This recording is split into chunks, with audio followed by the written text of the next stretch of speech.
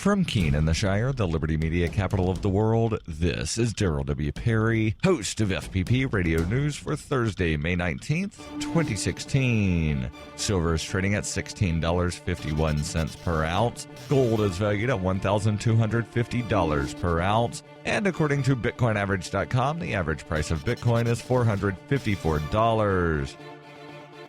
Antiwar.com reports reiterating similar warnings from late last week. Pentagon spokesman Colonel Steve Warren on Wednesday warned Iraq's government against responding to the latest round of the Islamic State bombings by redeploying more troops into the capital city of Baghdad. Colonel Warren said the Abadi government wanted to send more troops to Baghdad before, but that the Pentagon told them they need to keep their foot on the gas and leave their troops out in the field fighting the Islamic State forces on the front lines. Warren's previous warnings came after last Wednesday's massive the Islamic State bombings, and the new comments are a response to subsequent Tuesday bombings, which killed another 77 people across Baghdad and which are fueling growing unrest. The Abadi government was already facing public protest over the lack of reform, and those protesters are accusing them of deliberately not defending the city's residential areas, with what security is in Baghdad deployed primarily to keep protesters out of the green zone. For nearly 40 years, Roberts & Roberts Brokerage has been a trusted source for buying and selling precious metals like gold and silver. They also take Bitcoin for precious metal purchases and have permanently removed the minimum purchase amount for all orders paid in the digital currency. Orders Roberts & Roberts today for knowledgeable advice on buying and selling precious metals and a forward-thinking approach to new technologies. 800-874-9760 or visit online at rrbi.co.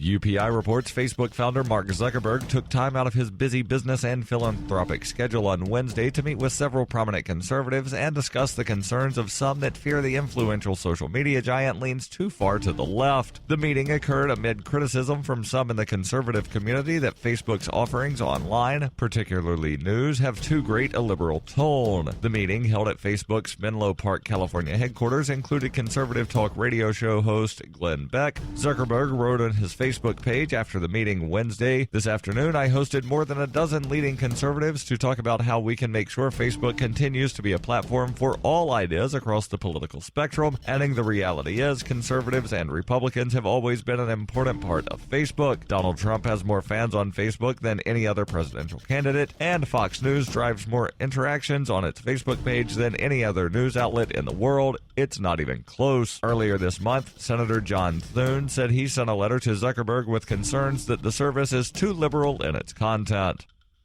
When her plush and comfy life suddenly and unexpectedly fell apart, Brooke and her dog Cloud set out to defy the odds. If this is a man's world, as they say, living on the streets is no place for a young woman. One day she awoke in the redwood forest and realized she had become a hobo, and would ultimately come to know exactly what it means to survive. How to Be a Hobo by Brooke Willett is available from Amazon.com and all major bookstores.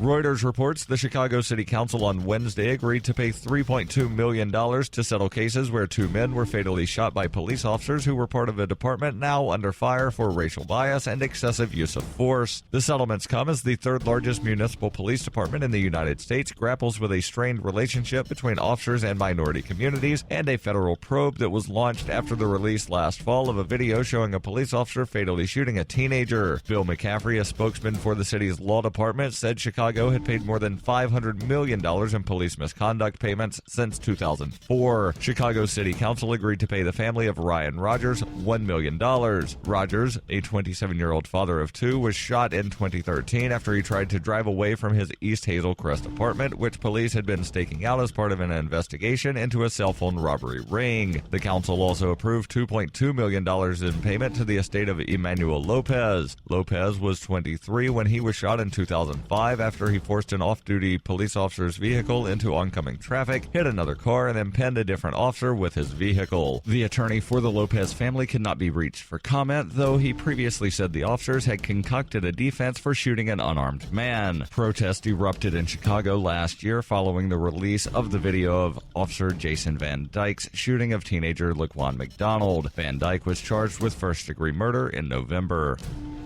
This has been FPP Radio News, online at fppradio.com.